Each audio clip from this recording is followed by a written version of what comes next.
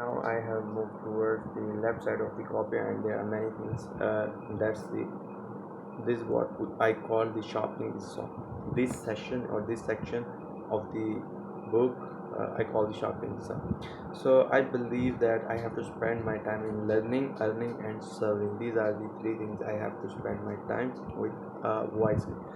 So there is a disclaimer. I have to make some ground points, some basics to know or remind myself again and again, so I be very clear what I'm going to do.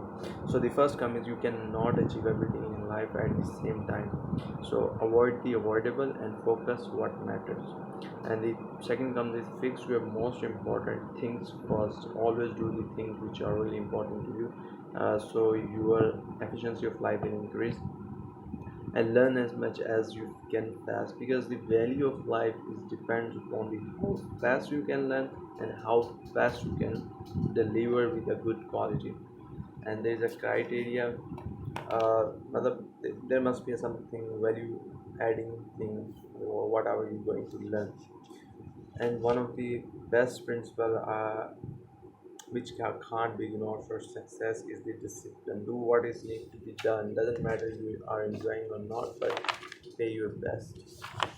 And then comes the focus. Focus like a superpower nowadays. Learning makes you and other valuable. So why not try to do it faster?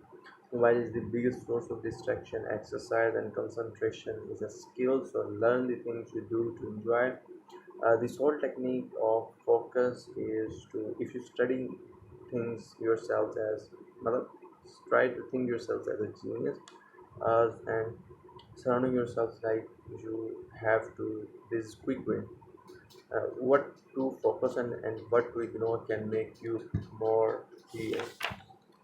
And then comes the divide and conquer rule. I use this technique most frequently. I divide my whole task into small tasks and then do each task one by one, and define the solution of the problems which often occur in our life, and practice with conscious mind. Okay, that's going to be very big, but that's it. Brain power. Your mind is much faster than you think. So push your mind limits, I would say, and question the thing whatever you see in life. Read what you wouldn't like in usual, and learn to apply whatever you learn. And more you challenge, the more you smarter. Surround with people who are smarter, and prolonged stress can destroy mind work. There are many things in our life we prolong our stresses that is not a good for your health and mental health as well as for physical health, because whenever your mental health is gonna disturb your physical health, definitely gonna hurt affect. And I think painting or sketching is one of the best way to reducing aging of mind, and reading improves your cognitive. Having an ability to what to focus on and can save your mind. Money, there is some important point you have to have in your mind. Money has a direct relation with value, and value nowadays with skills. So there are two kinds of skills, primarily and secondary. Primarily depends on one or two most uh, time you have given to those skills. Like I have given uh, 300 plus hours to teaching, I think more than twice or thrice. But I have fixed the criteria for primary skills. I call primary skills to those who have covered more than 300 hours, and I have worked more than 300 hours. And the second comes is the second is whatever I learn, Excel, Word, or whatever, for 5 to 7 times. It doesn't depend on time, so it comes on my secondary skills. And so ask yourself who, then how. That's a good thing whenever you want to learn anything faster or do something. Despite of asking yourselves to how can I do that, but ask yourself who can do that, right? Think of a value adding idea, then find proof. You will have to do what an ordinary man don't.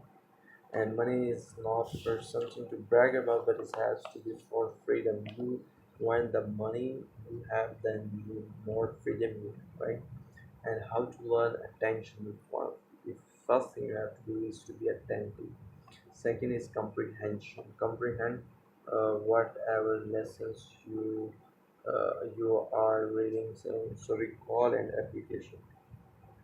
100% tension, dilute the learning, dilute the quality of learning, technique of association, procrastination. You need to find who apply practice, psychology. You're dressing wherever you are going, whenever you are going, no matter for how long you are going, you must have a good dressing, because there is a psychology behind the good dressing, that people believe on those people having good dresses. Although it's true or not, but that's true. People believe on those people who have a good dresses as compared to who don't have a good dresses. And second comes you or many other people's love appreciation. So be mindful of that fact that you are not being manipulated by the appreciation. Appreciation is a good thing, it's a fuel for us. We really enjoy that, and it's necessary in any kind of relation we are in. So make sure you are appreciating, but be very careful that it's not manipulative.